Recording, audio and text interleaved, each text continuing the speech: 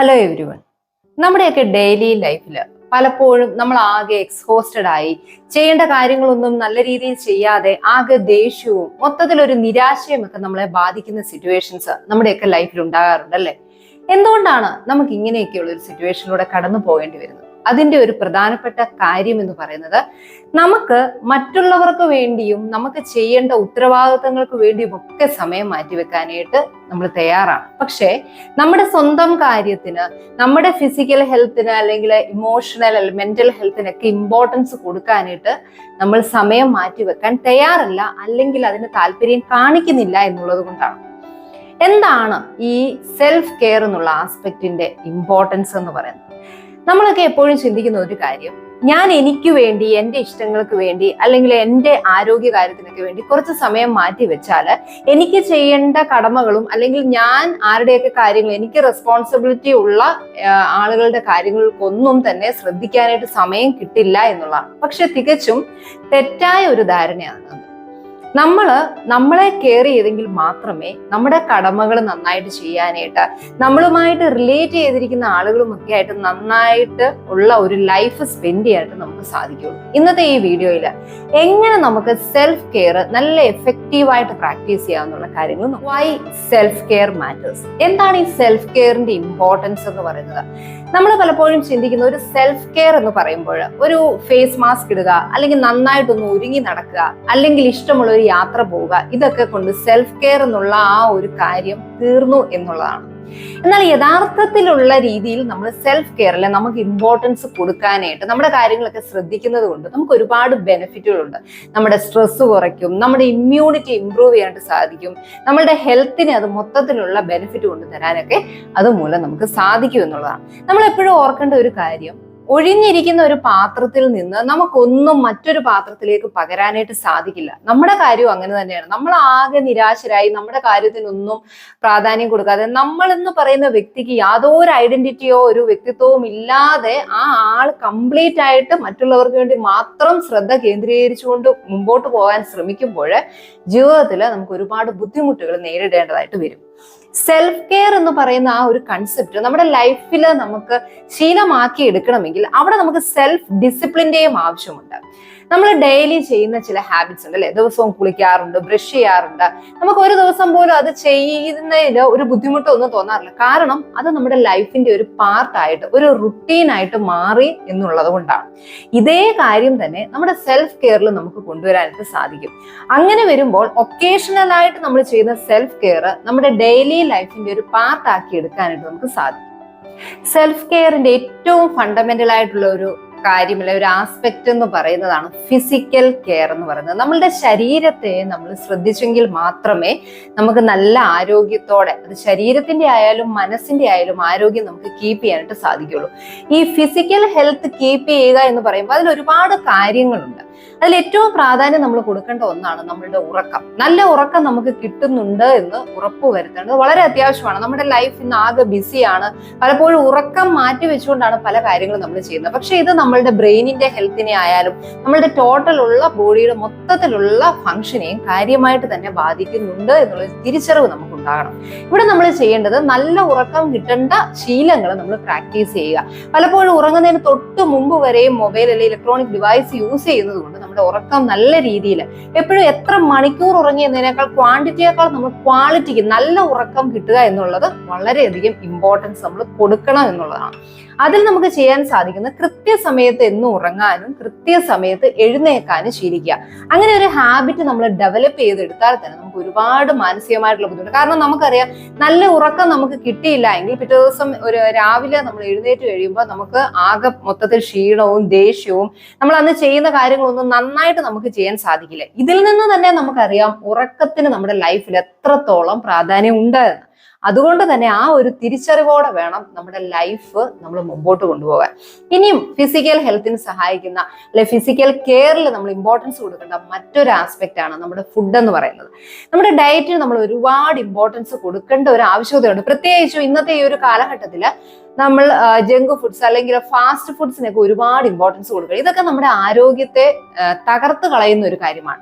ഒരിക്കലും ഡയറ്റ്, നല്ല ഒരു ഹെൽത്തി ഡയറ്റ് ഫോളോ ചെയ്യുക എന്ന് പറയുമ്പോൾ ഒരു കോംപ്ലിക്കേറ്റഡ് ആയിട്ടുള്ള ഒരു മെനു പ്രിപ്പയർ ചെയ്ത് ഇത് ഫോളോ ചെയ്യുക എന്നൊന്നുമില്ല. കൃത്യസമയത്ത് ഓരോ നേരത്തെ ആഹാരം കഴിക്കുക, നല്ല ആഹാരം നമ്മുടെ ഒരു ശീലമാക്കിയെടുക്കുക, അതുപോലെ തന്നെ വെള്ളം ആവശ്യത്തിന് കുടിക്കുക. ഇതൊക്കെ വളരെ നിസ്സാരമാണ്, ഇതൊക്കെ നമുക്ക് അറിയാമെന്ന് പലപ്പോഴും തോന്നിയെങ്കിലും നമ്മുടെ ലൈഫിൽ നമ്മൾ ഫോളോ ചെയ്യാൻ മറന്നു പോകുന്ന അല്ലെങ്കിൽ നീട്ടി വെക്കുന്ന കാര്യങ്ങളാണ്. ഓരോ കാര്യങ്ങൾ കഴിഞ്ഞിട്ടാകട്ടെ ഭക്ഷണം കഴിക്കുന്നത് അല്ലെ വെള്ളം കുടിക്കുന്നത് എന്നൊക്കെ പറഞ്ഞ് നമ്മൾ പലപ്പോഴും മാറ്റി വെക്കുന്ന ഘടകങ്ങളിൽ പെടുന്നതാണ് ഈ പറഞ്ഞ കാര്യങ്ങളൊക്കെ.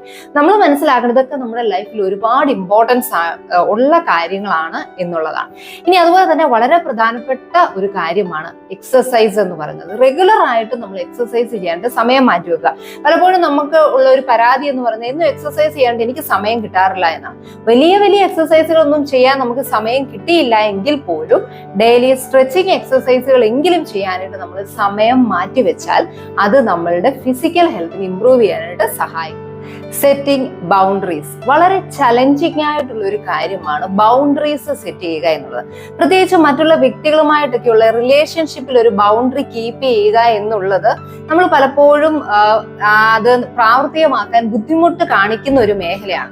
നമുക്കിഷ്ടമില്ലാത്ത കാര്യങ്ങൾ പറയുന്നത് അല്ലെങ്കിൽ ഒരു നല്ല രീതിയിൽ പോകാത്ത ഒരു റിലേഷൻഷിപ്പ് നമ്മളുടെ പേഴ്സണൽ ആയിട്ടുള്ള സ്പേസിലേക്ക് കടന്നു വരുന്ന രീതിയിൽ നമ്മളെ ഇറിറ്റേറ്റ് ചെയ്യുന്ന രീതിയിലുള്ള ബന്ധങ്ങൾ ഒക്കെ നമ്മൾ ഒരു കരുതലോടെ തന്നെ അതിനൊരു ബൗണ്ടറി കീപ്പ് ചെയ്യാനായിട്ട് പഠിക്കണം.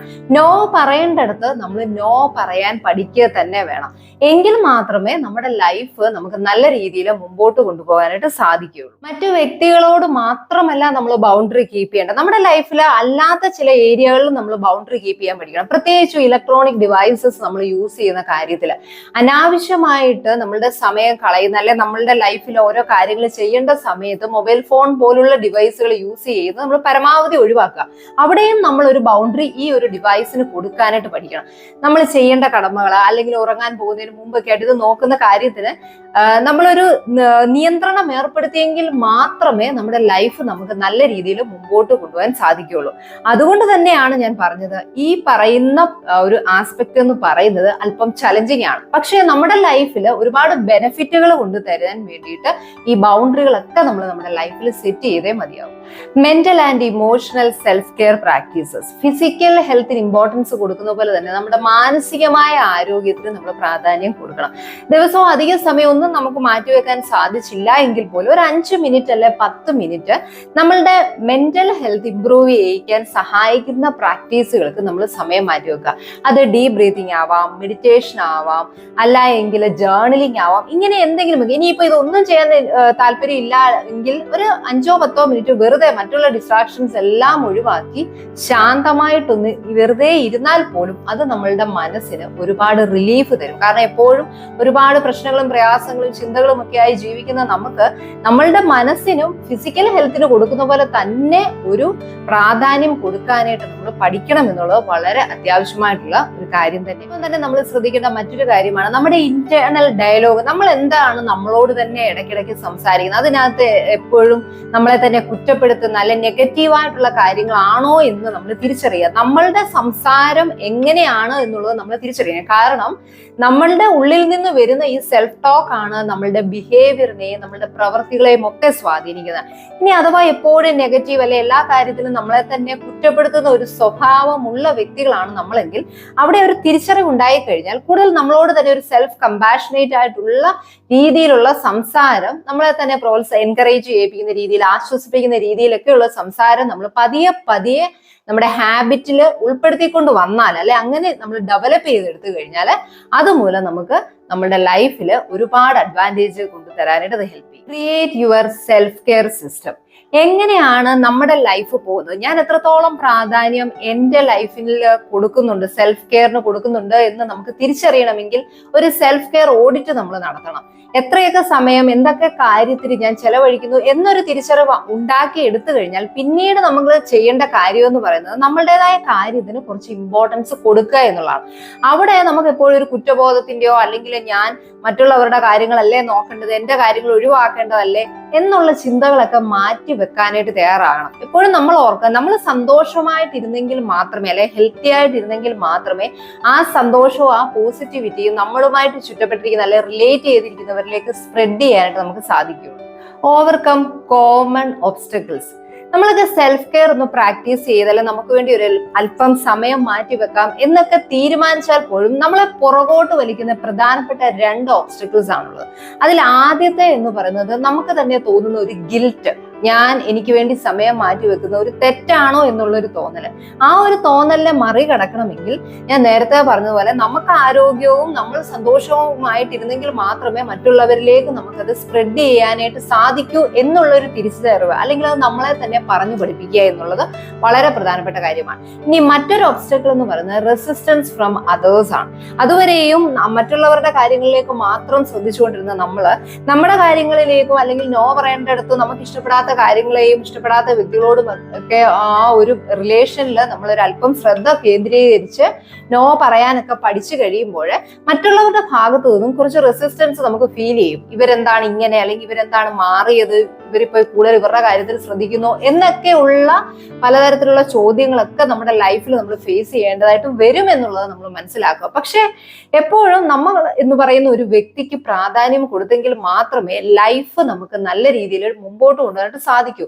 ഈ സെൽഫ് കെയർ എന്ന് പറയുന്നതിനകത്ത് സെൽഫ് ലവ് എന്നുള്ള ഒരു കൺസെപ്റ്റ് കൂടെ വരുന്നുണ്ട്. നമ്മൾ നമ്മളെ തന്നെ സ്നേഹിക്കുകയും കരുതുകയും ചെയ്യുമ്പോൾ മാത്രമേ നമ്മുടെ ലൈഫ് കുറച്ചുകൂടെ മീനിങ് ഫുൾ ആയിട്ട് കൊണ്ടുപോകാൻ സാധിക്കുകയുള്ളൂ എന്നുള്ളത് വളരെ അർത്ഥവത്തായിട്ടുള്ള കാര്യമാണ്. അവിടെ ഒരിക്കലും അതൊരു സെൽഫിഷ് ആയിട്ടുള്ള ഒരു കാര്യമാണ്. പലപ്പോഴും കുറച്ച് നാളുകൾക്ക് മുമ്പ് വരെയും പൊതുവിൽ സെൽഫ് ലവ് എന്നുള്ള ഒരു കൺസെപ്റ്റ് പോലും ആളുകൾക്ക് പറയുന്നത് കേൾക്കാനായിട്ട് താല്പര്യം ഉണ്ടായിരുന്നില്ല. കാരണം അത് പറയാൻ പാടില്ല. നമ്മളെ സ്നേഹിക്കുന്നത് തെറ്റാണ്, നമ്മൾ മറ്റുള്ളവർക്ക് വേണ്ടി മാത്രം നമ്മുടെ ലൈഫ് സാക്രിഫൈസ് ചെയ്യണം എന്നൊക്കെയുള്ള ഒരു കൺസെപ്റ്റ് ആയിരുന്നു. അതിൽ നിന്നൊക്കെ മാറി ഒരുപാട് റിസർച്ചുകളൊക്കെ പറയുന്നത് നമ്മളുടേതായ ആരോഗ്യത്തിന് നമ്മൾ എന്ന് പറയുന്ന ഒരു വ്യക്തിയുടെ ഐഡന്റിറ്റിക്കും ഒക്കെ ഇമ്പോർട്ടൻസ് കൊടുത്തെങ്കിൽ മാത്രമേ നമ്മുടെ ലൈഫും അതോടൊപ്പം മറ്റുള്ളവരുടെ ലൈഫിൽ നമ്മളുമായി ഇടപെടുന്നവരും നമ്മളുടെ സ്വാധീന വലയത്തിൽ വരുന്നവരും നമ്മളുമായിട്ട് കണക്ഷൻ ക്രിയേറ്റ് ചെയ്യുന്നവരും ഒക്കെ ആയിട്ടും നല്ല ഒരു റിലേഷൻഷിപ്പ് എസ്റ്റാബ്ലിഷ് ചെയ്തെടുക്കാനായിട്ട് സാധിക്കൂ എന്നുള്ളതാണ്.